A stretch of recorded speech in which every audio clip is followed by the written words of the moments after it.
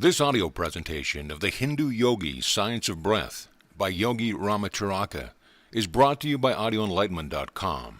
Copyright 2011, all rights reserved. Chapter 1, Salam. The Western student is apt to be somewhat confused in his ideas regarding the yogis and their philosophy and practices. Travelers to India have written great tales about the hordes of fakirs, mendicants, and mountebanks who infest the great roads of India and the streets of its cities, and who impudently claim the title yogi.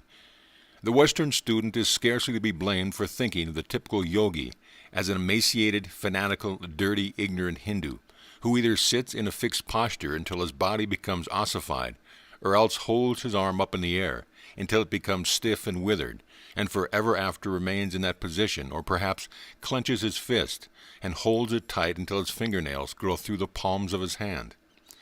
That these people exist is true, but their claim to the title yogi seems as absurd to the true yogi as does the claim to the title doctor on the part of the man who pars one's corns seem to be the eminent surgeon, or as does the title of professor, as assumed by the street corner vendor of worm medicine, seem to the president of Yale or Harvard. There have been for ages past in India and other Oriental countries men who devoted their time and attention to the development of man, physically, mentally, and spiritually. The experience of generations of earnest seekers has been handed down for centuries from teacher to pupil, and gradually a definite yogi science was built up.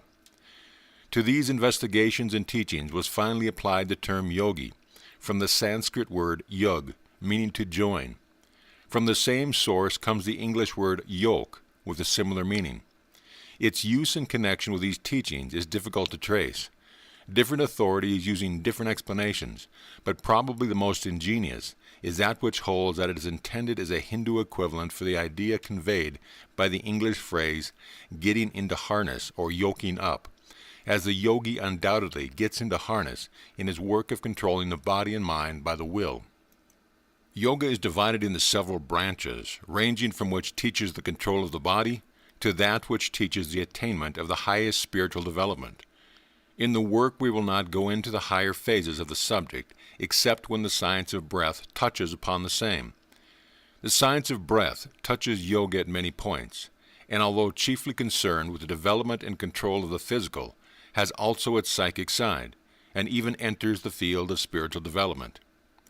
In India, there are great schools of yoga, comprising thousands of the leading minds of the great country. The yoga philosophy is the rule of life for many people. The pure yogi teachings, however, are given only to the few, the masses being satisfied with the crumbs which fall from the tables of the educated classes. The Oriental custom in this respect being opposed to that of the Western world. But Western ideas are beginning to have their effect even in the Orient, and teachings which were once given only to the few are now freely offered to any who are ready to receive them. The East and the West are growing closer together, and both are profiting by the close contact, each influencing the other. The Hindu yogis have always paid great attention to the science of breath, for reasons which will be apparent to the student who reads this book.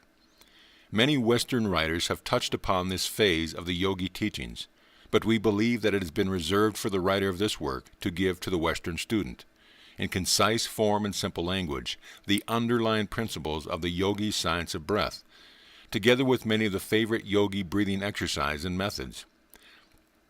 We have given the Western idea as well as the Oriental, showing how one dovetails into the other.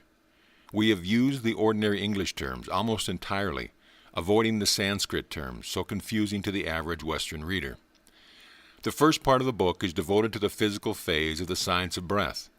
Then the psychic and mental sides are considered, and finally the spiritual side is touched upon. We may be pardoned if we express ourselves as pleased with our success in condensing so much yogi lore into so few pages, and by the use of words and terms which may be understood by anyone. Our only fear is that its very simplicity may cause some to pass it by as unworthy of attention, while they pass on their way searching for something deep, mysterious, and non-understandable.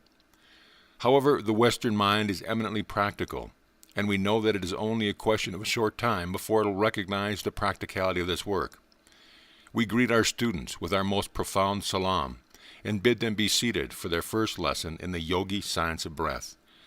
End of chapter.